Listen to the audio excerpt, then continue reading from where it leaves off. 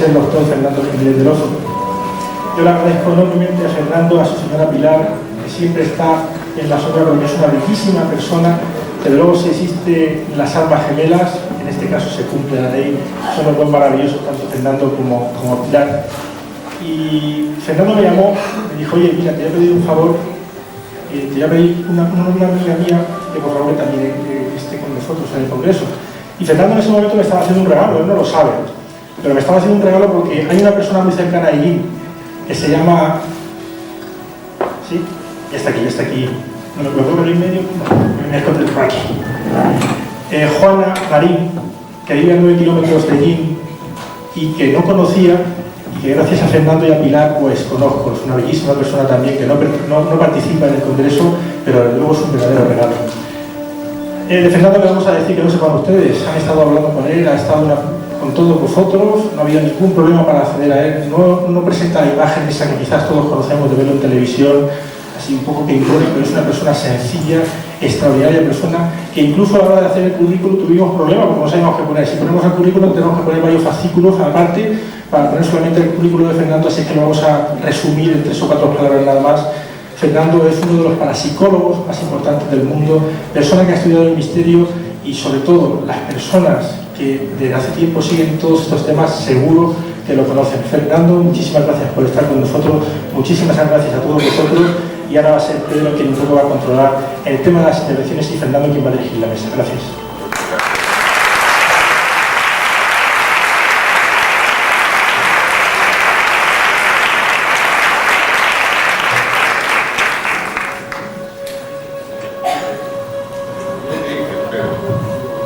Toca dirigir la mesa. Perfecto. Don Sinesio Daniel, Sinesio se debe de ir dentro de poquito porque tiene que coger el tren, porque se va. Y me ha pedido la palabra, evidentemente, pues, Sinesio, para ti el micro, la palabra y todo. Buenos medios días. Antes que nada quisiera darles las gracias nuevamente por su presencia y por la acogida que no merezco. Últimamente, último momento ha venido a una pregunta con referencia al famoso enlace sónico que se ve entre las sílabas.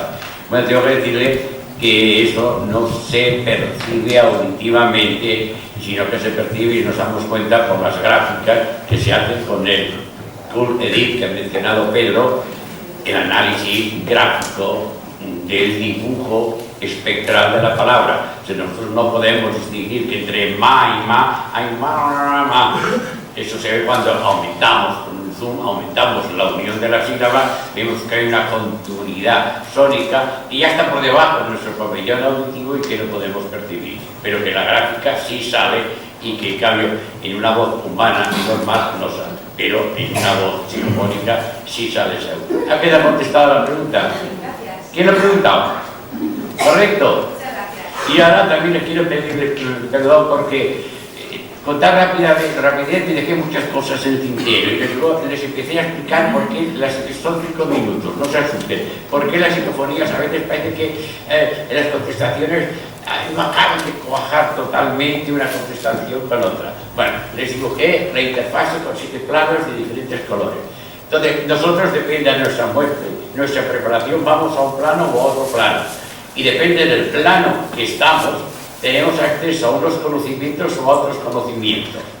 Los que están en los planos altos tienen más posesión de la verdad que los que están en el plano bajo. Y cada uno contesta según lo que viene, ve o tiene a su alrededor. Ejemplo, di que nosotros nos vamos a Francia. Uno por el Portbou, otro por la Junquera, otro por Hendaya y otro pues, por otro paso de frontera. Y yo os llamo y pregunto, ¿qué veis en Francia? Los Hendaya, mira, para mi os hay unos bosques, el que está en la frontera en Portbou, mira, esto es una porquería, todos son piedra. Y cada uno me dará una versión de Francia según lo que está viendo. ¿Me explico? Entonces, esas entidades que vemos que hay algunas contestaciones que no encajan perfectamente, es porque están en diferentes planos y, por lo tanto, tienen diferentes visiones más o menos desarrollados en ese camino ascendente a la fase espiritual. Y una observación: estudien, lean, porque lo único que nos llevamos a este mundo son los conocimientos adquiridos. Ahora imagínese una persona que toda su vida ha estado negado a la existencia del más allá, que no cree en nada, muere, abre los ojos y se encuentra con otro mundo. Esos son los que dicen: ¿qué hago yo aquí? ¿Dónde estoy? ¿Qué es esto? Esos despistes de esa franja del olvido. Posiblemente ahí están las personas que no han cultivado su espíritu y sus creencias.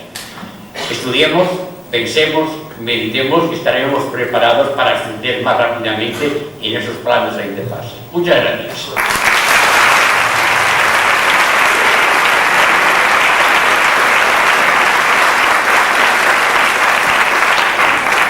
Ahora discúlpenme, tengo que retirarme, pero el jefe de estación de Renfe ha dicho que el tren saldrá, esté o no esté yo.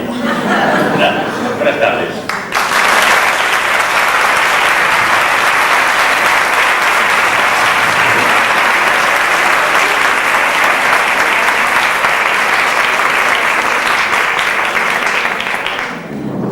Bueno, yo por alusiones, las amables palabras de Rafael Campillo, lo que quiero decir es que a mí no me gustan los congresos, porque he asistido a muchos durante muchos años, y bueno, la experiencia sirve para algo, y habitualmente pues los trato de eludirlos, a no ser que sea un amigo o que haya alguna razón, un poco de compromiso.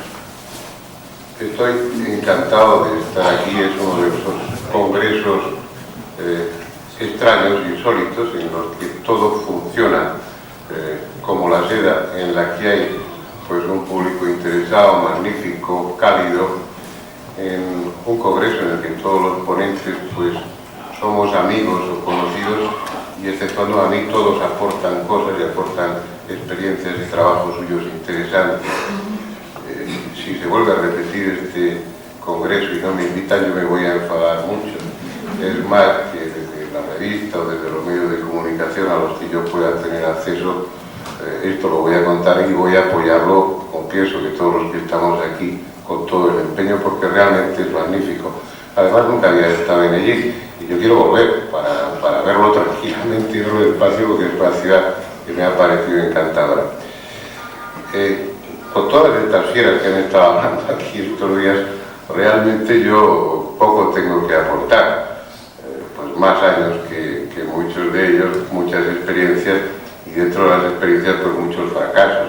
Yo puedo hablar de mis fracasos con las psicofonías, no de mis éxitos, y que tienen que ver con la inexperiencia, y que luego después en la conferencia de Sinesio o de Pedro pues ha quedado claro. Yo recuerdo, por poner un ejemplo, la primera vez que fui a rodar documentales a Egipto, que fue en el año 78. Y al técnico de sonido de Televisión Española le dije: oye, yo quiero grabar psicofonías en el interior de la Gran Pirámide, que no sé si se había hecho ya o no. Me daba igual, pero yo quería tener esa experiencia.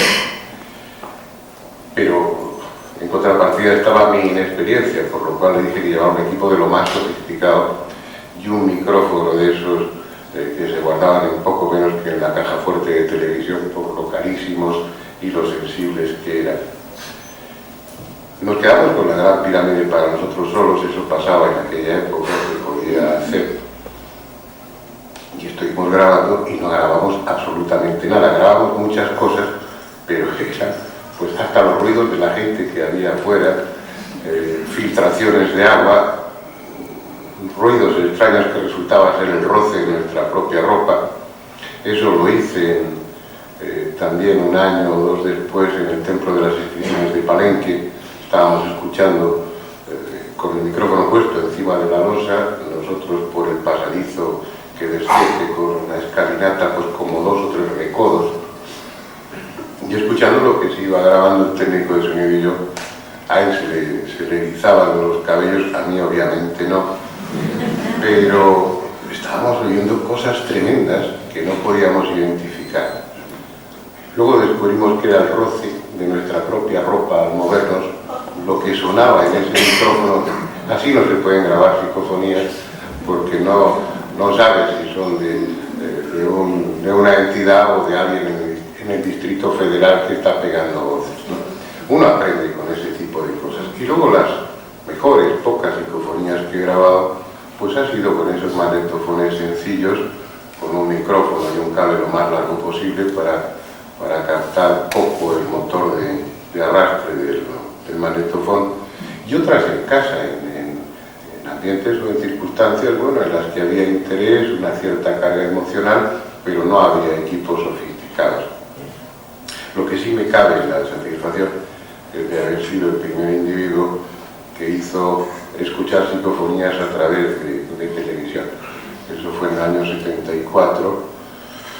Algunas eran de Sinesio, otras eran de Germán de Aromosa, que entonces eran los investigadores más destacados, pero yo no sé si había nacido todavía, ¿no? Y eso me sirvió pues para vivir lo que entonces era la censura. Y es que eso fue en la segunda intervención, era un programa en directo, y puse pues esas psicofonías de Tengo miedo, pero las más dramáticas.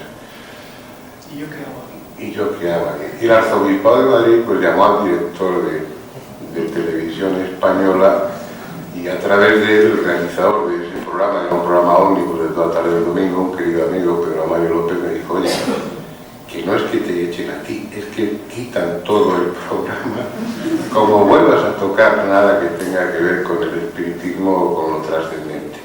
Pero ahí había quedado. Yo creo que a partir de ese momento se generó la inquietud y la curiosidad por las psicofonías en mucha gente, y empezó una época gloriosa. Yo recuerdo pues a Carlos Ramis, a otros muchos, a Ramos Pereira, grabábamos con los aparatos más extraños, obteníamos los resultados más diversos, pero siempre te queda la duda. Y yo veo que a pesar de los años transcurridos, de la tremenda experiencia de investigadores como Sinesio, como Pedro, esa duda persiste. Uno sabe que habla con alguien, lo cual ya es muy importante, que es un efecto, la grabación que se produce en este plano de la realidad, pero que la causa no está aquí, que esas entidades son entidades inteligentes, pero no responden, o por lo menos no hay unas pruebas fehacientes, convincentes al 100%, de que esas entidades sean los muertos, aunque ellos se presenten a sí mismos así en muchas ocasiones. Y yo no sé si es por un exceso de precaución, o porque en el fondo tenemos una idea, yo pienso, equivocada, que es demostrar cosas a los demás, cuando lo importante es demostrarlas a nosotros mismos. Yo creo que aun estando convencidos en el fondo, pues Pedro Sinesio y otros investigadores que llevan muchos años, de que tiene que ver con lo trascendente, aún así al exponerlo públicamente no lo exponen con la seguridad que ellos tienen a nivel afectivo, sino como una posibilidad. Yo tampoco lo sé, no sé si son las voces de los muertos o no, pero en cualquier caso son las voces de alguien que no ve, que tiene sentido del humor y que a veces me enseña cosas. Así que he tomado nota, y además voy a comprar toda la grabación de las conferencias, que voy a seguir las instrucciones de Pedro, y voy a ver si me hago amiguetes en el otro lado, que es lo que me apetece. Y ya he dado las gracias de las cosas, y ahora lo que es importante es que intervengan otros compañeros que tienen cosas más importantes. No lo creo, nada, no lo creo. Bueno, pues nada, vamos a ver un poco lo que es esta mesa redonda. Están aquí casi todos los ponentes. Enrique Vila pues se tuvo que marchar porque el hombre tiene 8 horas desde aquí hasta su casa, ha venido conduciendo y se ha tenido que marchar. Y también, pues Inés. Pero bueno, estamos aquí, el resto vamos a intentar hacerles un poco pues llegar todas esas dudas, curiosidades que se han quedado en el tintero hasta donde nos dé el tiempo, donde nos digan. Yo voy después de hablar de tiempo, es decir, no tengo ni idea del tiempo, pero bueno, hasta donde estemos. Hay preguntas, hay formas y hay, pues, creo que están las azafatas por ahí ya con los micros distribuyendo. Carlos. Bueno, primero felicitar a Rafa, a ti Pedro, por esta obra, por este esfuerzo de traer aquí y allí esta forma, este enfoque de ver las cosas. Asimismo, quiero aprovechar la oportunidad para al doctor Fernando Jiménez del Oso agradecerle como miembro mochica, de la comunidad mochica, de la comunidad andina amazónica y de la conciencia cultural nativa americana. Aquí tengo un disque vegetal, ¿no? Por tu trayectoria, por tu forma de ver las cosas, por el respeto, por tratar de ser lo más objetivo posible con nuestras culturas, con nuestra civilización nativa americana. Bueno, muchas gracias. ¿Sí?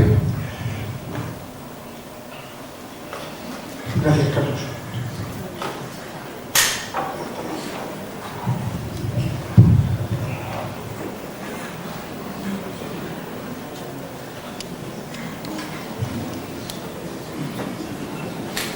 Amén.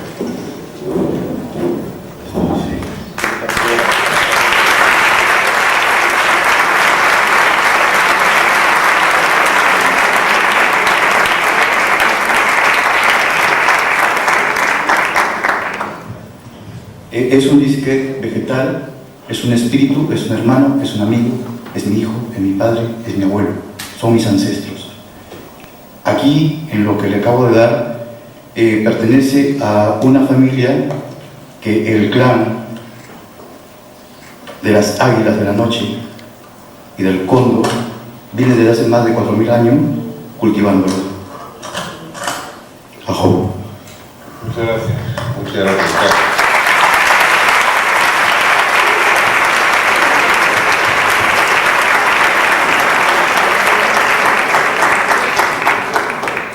Bueno, yo tendría que justificarlo, porque Carlos me hace este regalo para mí muy importante, para mí muy valioso y muy lleno de sentimiento y que guardaré. Porque a lo mejor muchos de ustedes no han tenido oportunidad de verlos. Yo en Perú he estado grabando documentales a lo largo de muchos años y habré hecho pues, 25 o 30 documentales. Y como dice Carlos, pues probablemente con mucho desconocimiento, aunque me trataba de documentar lo mejor posible, con mucho respeto, y lo que era para mí más satisfactorio, que les gustaba a los peruanos, y que a muchos ciudadanos medios yo les estaba enseñando cosas de su país y de sus culturas que no conocían. Recuerdo en uno de los rodajes que llegué al hotel, mientras estaba desembalando puse la televisión y la voz me sonó conocida, miré y era yo. Estaban poniendo la televisión estatal una serie que yo había hecho sobre las culturas de Perú años antes, y es que la repetían, la ponían periódicamente todos los años a través de esa televisión. Y curiosamente me fue acompañando ese programa porque iba a volver sobre los mismos temas contemplados unos años después. Yo tengo digo, un profundo amor a Perú, y lo que espero es volver para hacer parte de todo lo que me queda por hacer allí.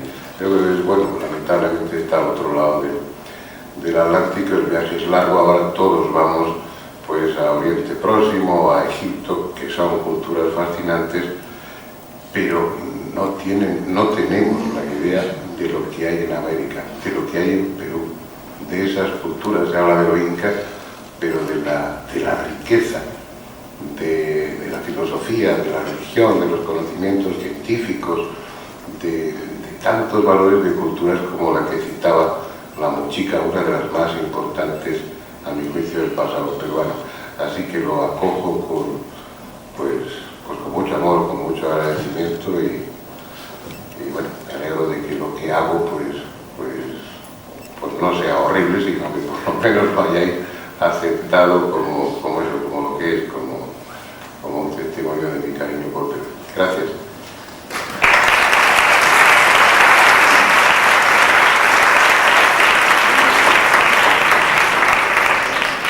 Bueno, pues vamos a seguir con las preguntas, las sugerencias. Tenemos una persona. En primer lugar, quiero agradecer a todos los ponentes la exposición que han tenido de tantos temas tan extraordinarios y desconocidos para mí, que me han servido de mucho. Pero ahora quisiera hacer una pregunta a don Fernando de un tema que aquí no se ha tocado, que a mí me interesa bastante, que son los mensajes de los difuntos en los sueños. Si nos pudiera usted decir algo, si es posible. Estoy tratando de localizarte para dirigir a la mirada hacia allá. Pues hombre, mira, ese es un tema que a mí me ha ocupado y me sigue ocupando, porque como me voy a morir y eso lo tengo claro, pues siento no curiosidad sino necesidad de saber si está a mi alcance, qué es lo que hay después y si me voy a reencontrar con las personas con las que he establecido vínculos afectivos a veces muy fuertes. Estuve metido, por decirlo así, no puedo decir que investigando, porque no utilizaba ninguna metodología, simplemente estaba cerca, viviéndolo en directo, pues el tema del espiritismo a través de sus diferentes formas. La Ouija, que era el tema de la conferencia de Paco Azorín, pues no lo sé, probablemente 1000 sesiones tendré encima, parece un campo fascinante. Luego el espiritismo con mediunidad parlante, fueron años muy intensos a ese nivel.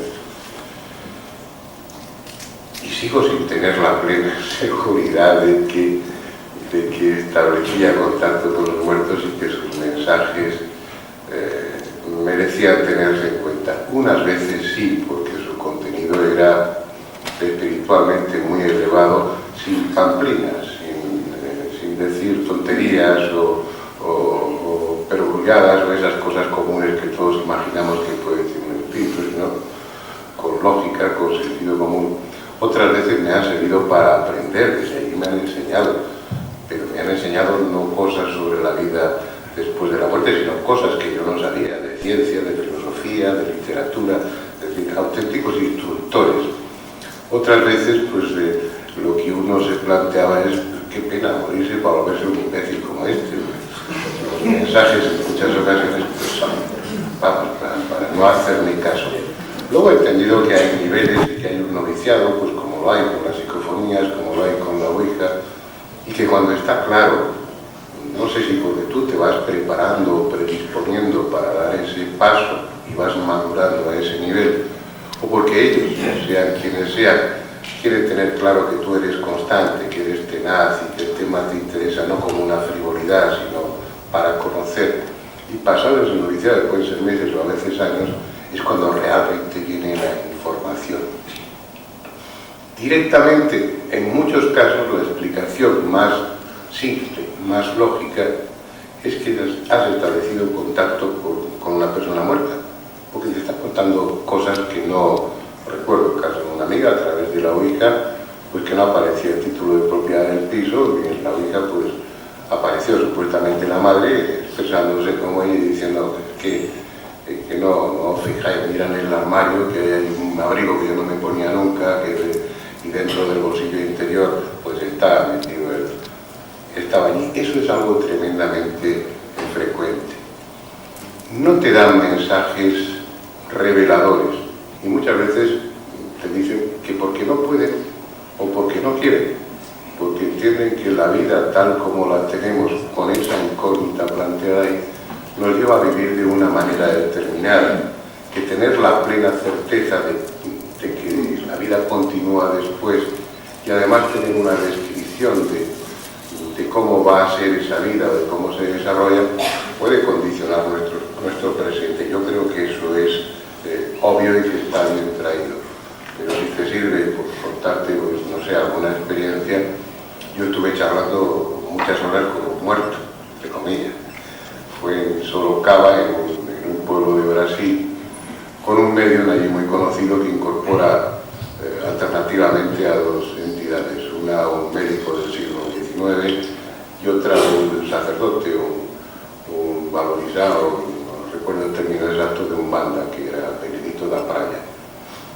Y yo estuve hablando, pues cuando tenía incorporado Benedito da Praia, me dijo algo que en ese momento me llamó la atención y que luego en otras muchas sesiones y a través de diferentes vías de comunicación han confirmado, y es que en el otro mundo yo le preguntaba, bueno, ¿qué hacéis allí? ¿Tocáis el arpa o qué? No, allí trabajamos y vivimos en ciudades, es el término que mejor puedes entender, que están colocadas sobre estas. Bueno, aquello me dejó,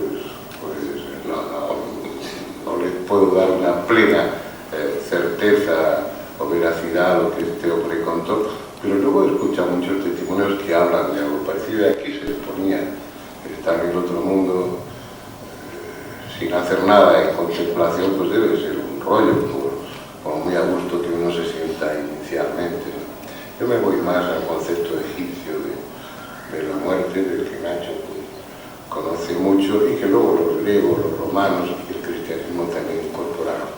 Y sobre todo a mí hay una pieza que me parece que es la que hace encajar todas las demás, que es la de la reencarnación.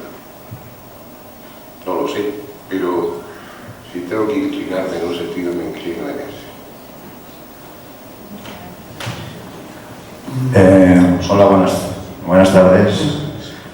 No voy a hacer ninguna pregunta, sí agradecer todo el esfuerzo realizado por todos ustedes en estas jornadas y simplemente voy a hacer, si me lo permiten, una reflexión basada en mis propias experiencias y que me voy a permitir leer, son 3 minutos nada más. Queridos reyes, magos y científicos, recuerdo aquel día en que estuve en un Congreso Nacional de Medio Ambiente en Madrid. Políticos y no políticos, técnicos de la vieja y la nueva escuela, comerciantes y público se daban cita en este encuentro del saber. Comencé a sentir en mis propias carnes lo que significa la inquisición del saber, el formar parte de los olvidados, de los apartados, porque mi comunicado no formaba parte del saber oficial. Me preguntaba y a la vez sugerí la formación de una comisión que estudiara la evolución de las propuestas. De esta forma se sabría si los 4 volúmenes de propuestas se habían traducido al cabo de 2 años en un porcentaje, aunque fuera pequeño, de leyes, decretos, reglamentos, etc. Mi sorpresa fue que esta propuesta fue también objeto de esa inquisición del saber, y aunque hubo una carta oficial de protesta, jamás se recibió respuesta. Este mundo de lo oficial, de lo oculto, sigue existiendo, desafortunadamente, en algunos de los que aparentemente forman parte del libre pensamiento. Me sigue sorprendiendo el escuchar como el hablar de ovnis es una estupidez, el sentir que todo lo que sale de la versión oficial no es válido. Quizá la clave de por qué ocurre esto la encuentre en otro recuerdo mío. Recuerdo también aquellos congresos de bioelectromagnetismo que se celebraban en la Facultad de Medicina de Alcalá de Henares en Madrid. En las conclusiones finales, todos y cada uno de los ponentes decían: parece ser que seguramente se producen estos hechos. Nunca tomaban una postura comprometida en sus afirmaciones. Si así lo hubiesen hecho, las subvenciones para investigar de las compañías eléctricas se hubiesen acabado. Mis sensores de alarma se siguen encendiendo cuando escucho de nuevo: señores, estos son los hechos, ustedes pueden pensar lo que quieran. Manera fácil de seguir sin comprometerse, de partir de una postura, errónea o no, el tiempo lo dirá, pero que al menos sirve de inicio para aquellos que sí creemos en el compromiso ante la vida. El saber de los hombres de libre pensamiento debe fluir y no ser taponado con frases como: el que quiera saber que se moje el culo. Lo comprendo, pero no lo comparto, pues pensar que todo el mundo va a hacer un uso indebido de esa información vuelve a formar parte de esa inquisición del saber. Espero y os pido, mis queridos Reyes Magos y científicos, que seáis hombres de libre pensamiento, donde vuestro saber sea realmente conocido y no sea una parte más de esas ciencias bien llamadas ocultas. Os pido que creáis en el ser humano, en su buena intención al utilizar ese saber que detentáis, pues os considero lo suficientemente inteligentes para saber quién puede y quién no hacer ese buen uso. Os pido por último que os comprometáis con vuestra sapiencia, no forméis parte de ese mundo oficial donde no interesa que el pueblo sepa porque es peligroso. Me siento afortunado por saber que el verdadero amigo es aquel que nos dice en un momento determinado aquello que no hacemos bien, porque nos permite reflexionar y poder seguir evolucionando, porque sabemos que nos lo dicen desde la construcción y desde el corazón, y no desde la destrucción y el desdeño. Mis queridos Reyes Magos y científicos, os digo estas cosas desde el corazón y desde la amistad. Vuestro amigo Ángel Gandía.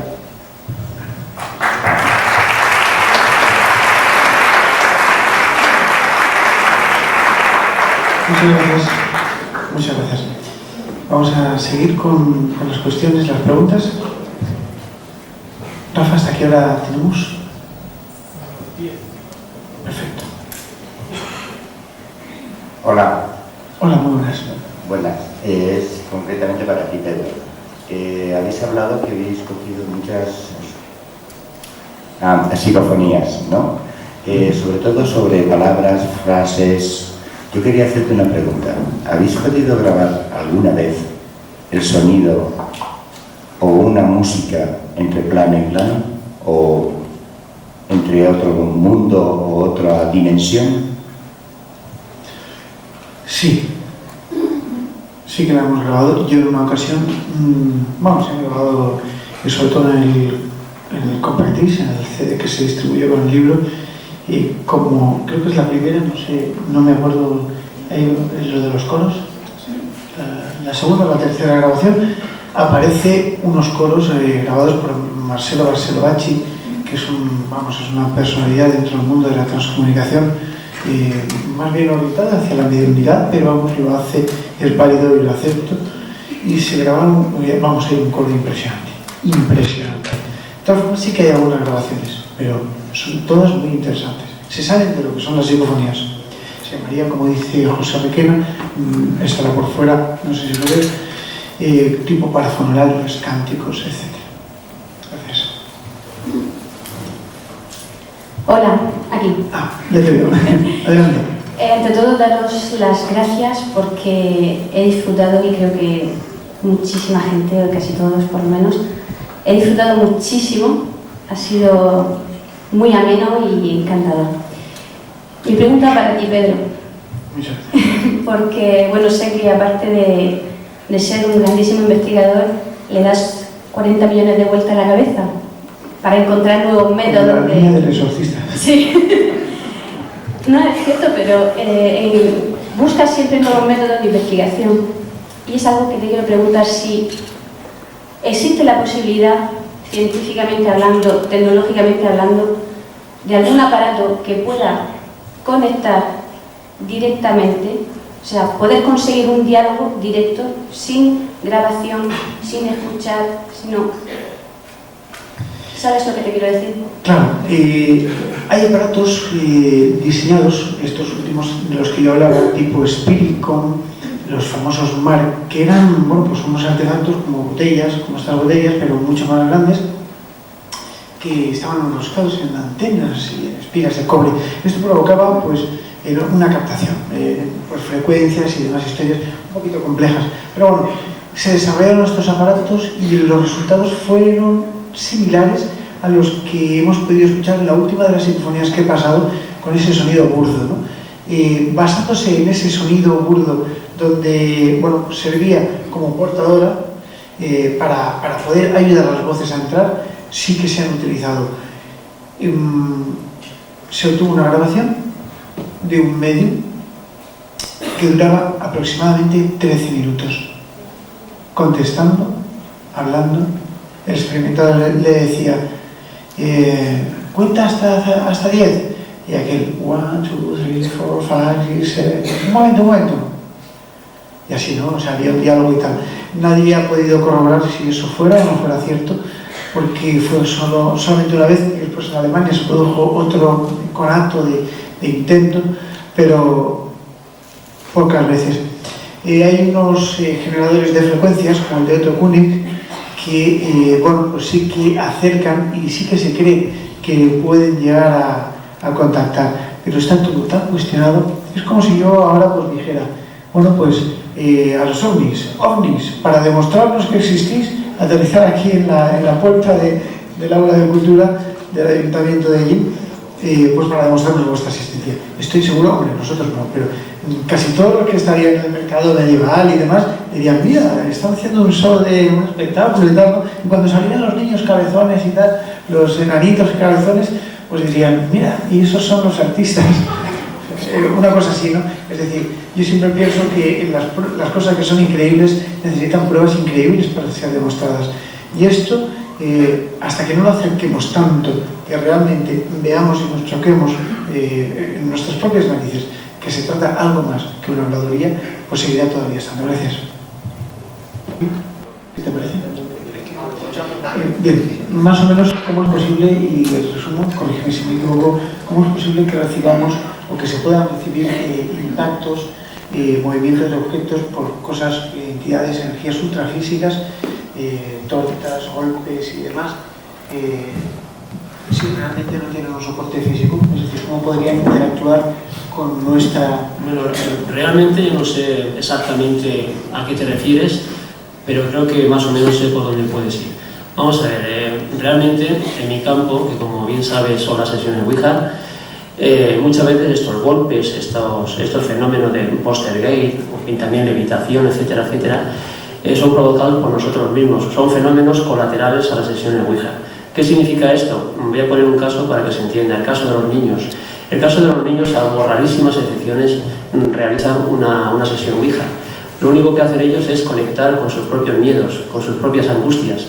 Han oído hablar que realmente pues, en las sesiones Ouija somos capaces de conectar, según ellos, eso es el mensaje que les ha llegado, de conectar con el demonio, o que se puede conectar con entidades celestiales, o que se puede conectar con digamos, entidades que les pueden decir cosas interesantes.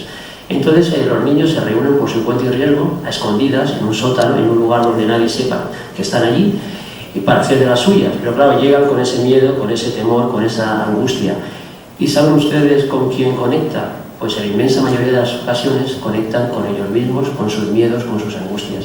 ¿Qué ocurre? Que aparece un concepto nuevo que nosotros le llamamos energías descontroladas. Ahora, por ejemplo, ustedes están preguntando, nosotros estamos contestando, y todos aquí más o menos creo que controlamos nuestras energías. Sabemos lo que hacemos, sabemos lo que decimos, pero los niños en esta situación de angustia, de terror, no saben realmente lo que están haciendo. Deslocalizan sus energías, hay unos movimientos descontrolados, y estos movimientos son capaces de provocar poltergeist. Pueden provocar levitación en algunos objetos, piedras más o menos poco pesadas que pueden haber por los alrededores. Incluso a veces se notan olores nauseabundos, que no sabemos exactamente, pero también se puede provocar, palmadas, ruidos, y claro, el fenómeno más corriente es que el vasito, que como ustedes saben es el máster que están utilizando, como los niños están aterrorizados y están fijamente mirando ese máster, ese vasito, llega un cierto momento que se carga de energía descontrolada y sale totalmente despedido y se estrella o bien se cae de la mesa. Claro, los niños se han aterrorizado diciendo que han conectado pues, con Satanás o con el demonio, con la entidad. En fin, si te refieres a eso, simplemente te diré que son efectos colaterales a las sesiones Ouija, y esto mismo, pues, no sé, Pedro, supongo que en una sesión psicofónica también podría suceder. Simplemente suele ocurrirle a personas poco maduras, a nivel psíquico me refiero, que por ese fenómeno de no controlar sus propias energías puede suceder. Pues un día, he recibido impactos indirectos en algún momento. Cuento uno que precisamente estábamos investigando en un antiguo fue un monasterio, y encima del hogar, de una chimenea inmensa, pues yo hacía un frío terrible, y yo tenía una linternita en esta mano y la otra me dijo, esta no, otra punta, pero bueno, y puse la linterna así para mirar encima de la chimenea, y cuando levanté la mano me pegaron un golpe que realmente yo oí, se escuchó, está grabado, y que se recoge también en el compact, y bueno, pues ahí está el golpe. Pero lo curioso es que a mí no me hizo nada de daño, no lo sentí, lo hablamos en un programa de televisión, Fernando, no sentí el impacto, no me dolió, simplemente noté una presión.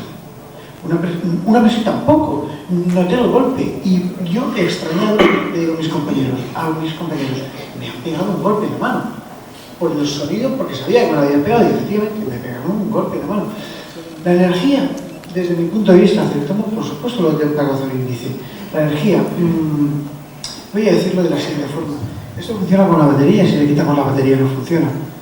Yo estoy seguro que para cada uno de nosotros, de los que aquí estamos, exceptuando para 2 o 3, esto es magia. La magia seguirá siendo magia hasta que se descubra la energía que hay detrás. En este caso, la energía eléctrica, la energía radioeléctrica que produce ese tipo de ondas e interferencias. Quizás algún día descubramos esa otra energía. Antonio. ¿Cuestiones? Arriba tenemos Sí, hola, buenas tardes o buenos días. Yo quiero hacer una pregunta y una reflexión, y es ir un poco más allá del más allá, ¿no? O sea, ya te he visto. ¿Cuál es un poco el destino final de todos estos espíritus de energía de lo que habéis estado hablando? ¿Cuál es su destino final?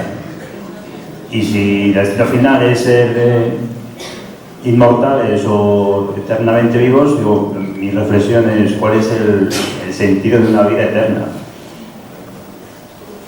Don Fernando, yo creo que podrías hacer algún... Sí, pues como yo he vuelto y tengo...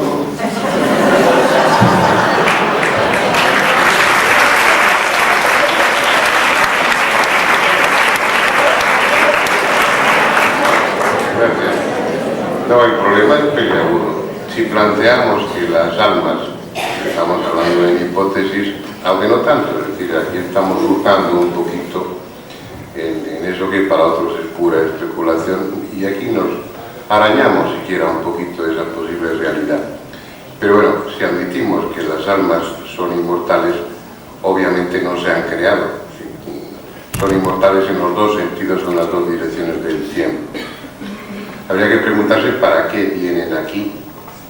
Habría que cuestionarse muchas cosas. Por muy depravado que seas, pues hombre, un infierno por toda la eternidad parece que es pasable, aunque sea para Bin Laden, no importa. Pero también, por otro lado, no es justo que el que ha llevado una vida honesta pues reciba el mismo tratamiento al morirse que el depravado. Tiene que haber, si no premio o castigo, tiene que haber grados de evolución, tiene que haber asignaturas que uno tiene que repetir. Uno trata de imaginárselo de esa manera.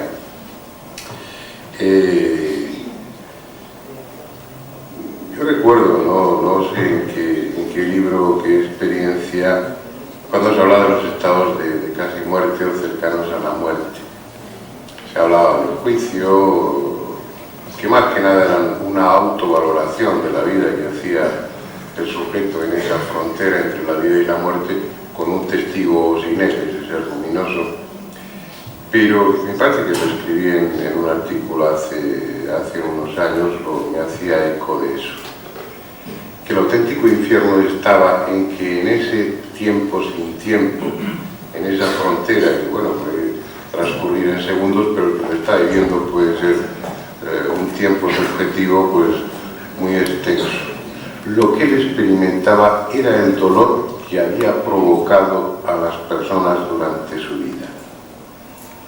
Es decir, que ese experimentar, sentir el dolor del otro, esa empatía de la que él no tenía o no había hecho gala en vida, vivirla intensamente y además sabiendo que había sido el responsable de ese dolor ajeno, era algo que se parecía, o puede que moralmente pues supere en muchos sentidos al infierno convencional. Probablemente eso, pues bueno, sea suficiente para limpiarse de toda la porquería que uno haya adquirido aquí.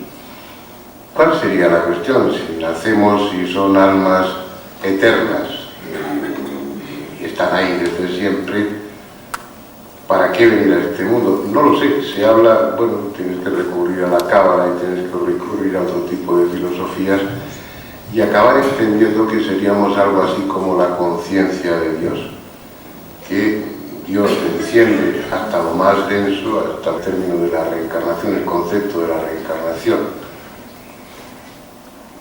Pero obviamente no lo sé, porque aunque haya vuelto, uno bebe en ese mar del olvido y aquí viene sin memoria de lo que ha sucedido en otras vidas, ¿no?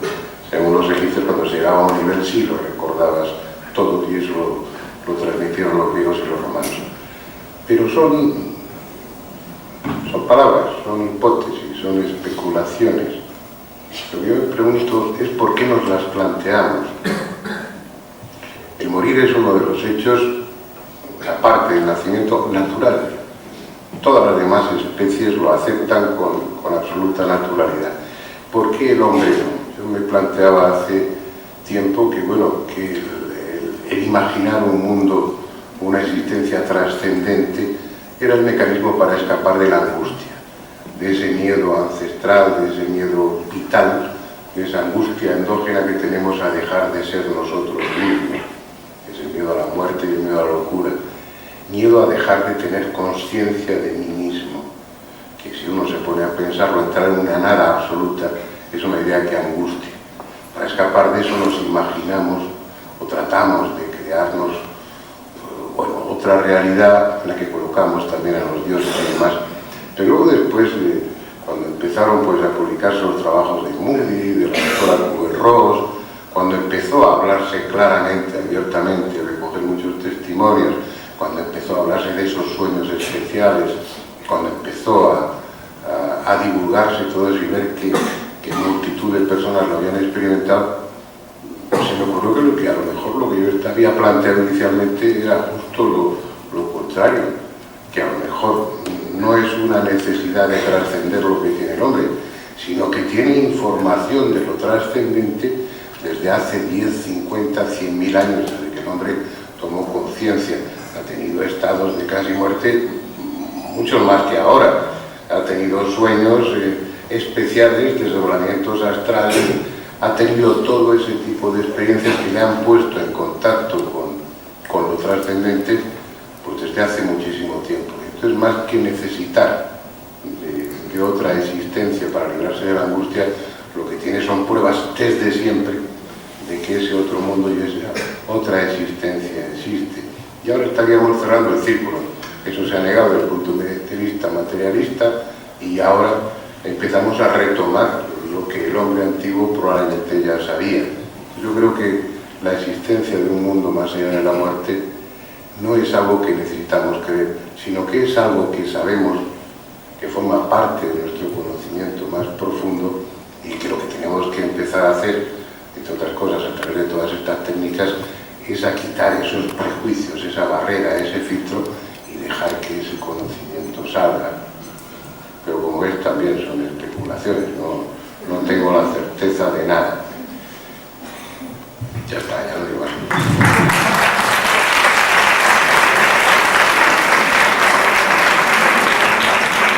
Muchas gracias.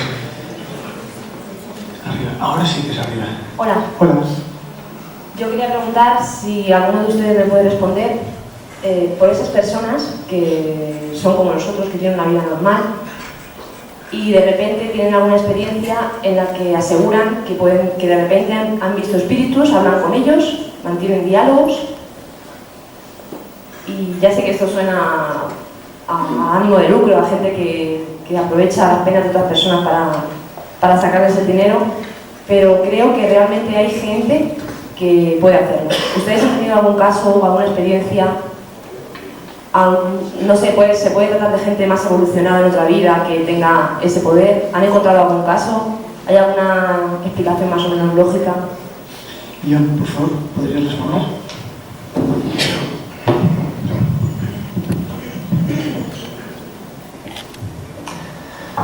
Claro que sí.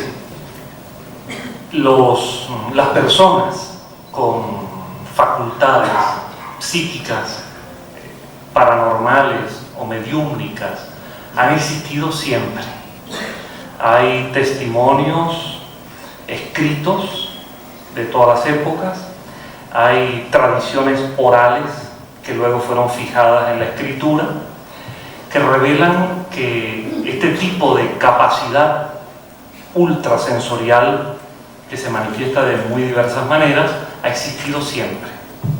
Eso yo diría incluso que es una constante universal. Hay un célebre antropólogo inglés, Andrew Lang, que escribió una obra estupenda sobre eso, muy documentada, hace ya varias décadas, The Making of Religion, la construcción de las religiones, donde demuestra con investigaciones sumamente sólidas, que son textos de estudio en antropología, que en todos los tiempos han existido este tipo de manifestaciones. Y las obras literarias fundamentales de la humanidad, desde las consideradas como sagradas para cada religión, tanto de Oriente como de Occidente, así como la literatura primordial en todos los tiempos, también muestra que este tipo de personas han existido. Ahora, esta constante fenoménica de que existen estas personas con estas capacidades no se corresponde con la diversidad de interpretaciones acerca de qué significan esas facultades. Y por ello se muestra en la evolución del conocimiento humano cómo han sido interpretadas de muy diversas maneras. A veces en una cultura lo que es exaltado como una manifestación divina, en otra cultura el mismo fenómeno es castigado como demoníaco. El cristianismo mismo ha estado sometido a algunos vaivenes históricos sobre esa materia, y ya en el ámbito menos filosófico y más práctico, más pragmático del cristianismo, si una persona tiene facultades en un contexto no cristiano, puede ser tomado como demoníaco. Pero ese mismo fenómeno en el ámbito del cristianismo, en el ámbito aceptado del clero, puede ser tomado como signo de santidad. De modo que hay una multiplicidad de interpretaciones sobre ese tipo de situaciones y de capacidades.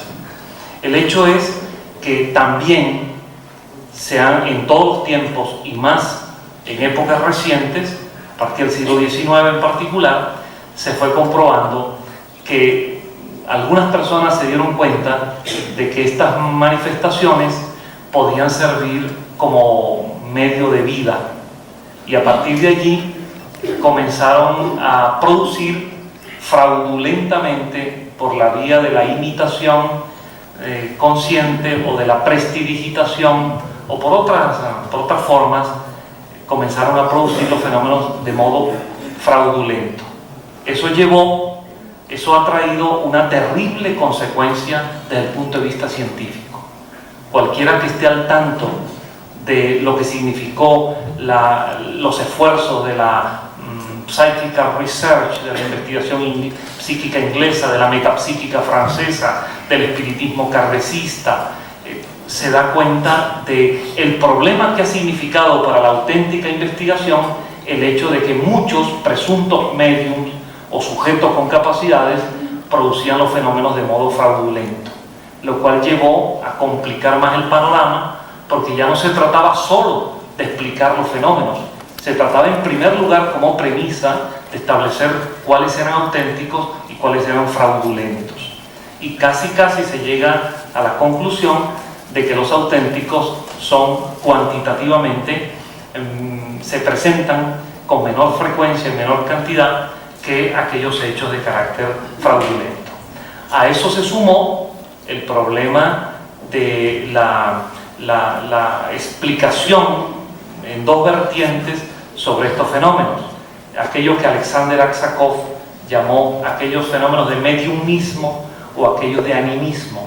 Es decir, hasta qué punto cuando una persona entra en un estado alterado, modificado de conciencia, donde aparentemente se presenta una personalidad diferente que se muestra por diversas vías, en forma oral, escrita o efectos físicos, hasta qué punto refleja la manifestación de un ente, de un espíritu distinto a la persona, o hasta qué punto está reflejando sus propias capacidades inconscientes.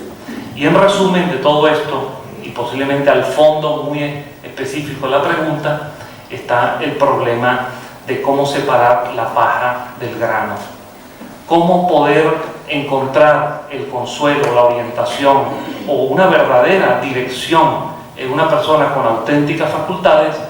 Cómo separar aquello de esa fauna, perdónenme la palabra, que no es una flora, sino una fauna de charlatanes, vividores, traficantes con el dolor humano, traficantes con la ignorancia, que en nombre de lo espiritual son aberrantemente materializados.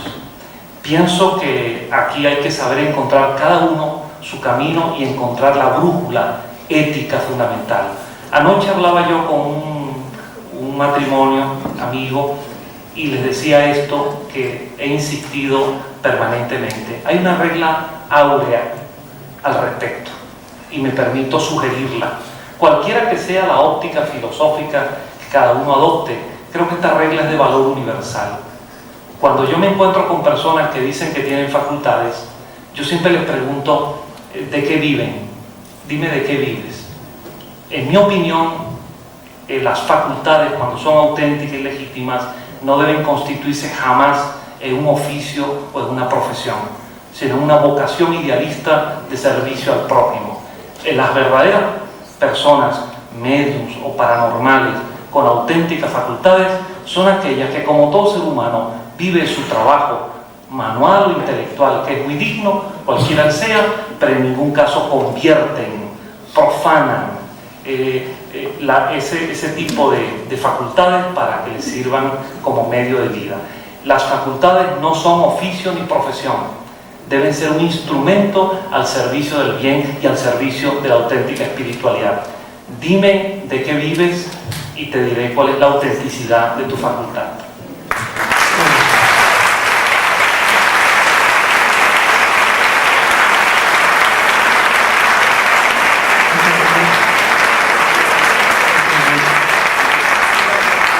Rafael Campillo me comunica que se nos acabó el tiempo y ya nos tenemos que ir. Rafa.